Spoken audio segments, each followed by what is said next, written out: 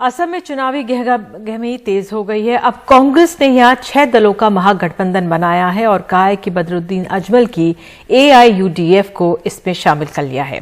हालांकि कांग्रेस के दिवंगत और पूर्व जो मुख्यमंत्री यहां के थे तरुण गोगोई के जमाने में ये संभव नहीं था, लेकिन कांग्रेस के लिए अब हालात बदल गए हैं। कई विधायक और नेता बीजेपी में जा चुके हैं। ऐसे में कांग्रेस सभी बीजेपी विरोधियों को साथ ला रही है। रतनदीप चौधरी की रिपोर्ट। कांग्रेस के केंद्रीय और राज्य के नेता असम में अपने नए सहयोगियों के साथ 3 वामपंथी दल, एक क्षेत्रीय दल, आंचलिक गण मोर्चा और सबसे अहम all India United democratic front यानी AIUDF, जिसके नेता और लोकसभा सांसद मौलाना बदरुद्दीन अजमल यहां मौजूद नहीं थे। अजमल को असम में बंगाली मुसलमानों के नेता के तौर पर जाना जाता है, जिन्हें बीजेपी अवैध प्रवासी कहती है।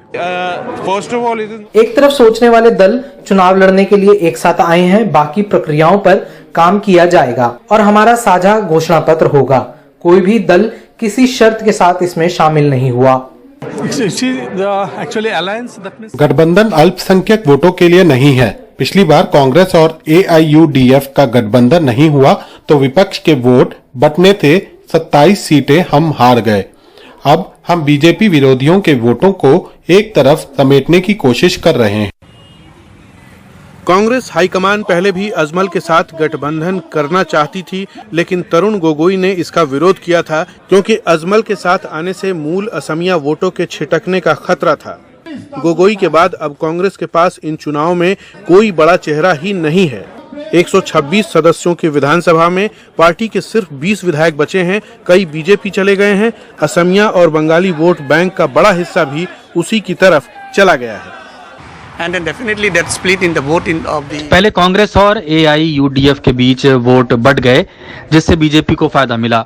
अगर ये गठबंधन वोटों का तबादला कर पाया तो कांग्रेस का फायदा होगा। बीजेपी इसे कांग्रेस की ध्रुवीकरण के जरिए वोट लेने की कोशिश बता रही है, लेकिन उसका दावा है कि इस बार बंगाली मुसलमान बीजेपी को वोट देंगे।